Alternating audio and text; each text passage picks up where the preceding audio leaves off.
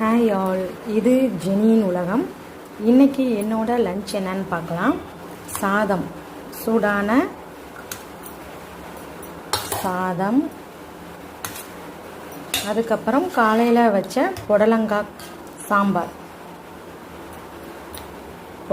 சாம்பார். அடுத்து இந்த நேற்று நான் இதை எண்ணெயில் டீப் ஃப்ரை பண்ணியிருந்தேன்.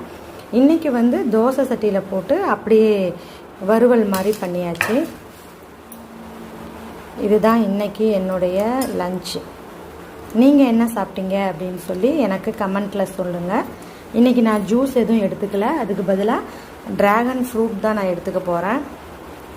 ட்ராகன் ஃப்ரூட்டில் நிறைய சத்துக்கள் இருக்குது. நார் சத்து ரொம்ப அதிகம். அதனால் ட்ராகன் ஃப்ரூட் நல்லா சாப்பிட்லாம்.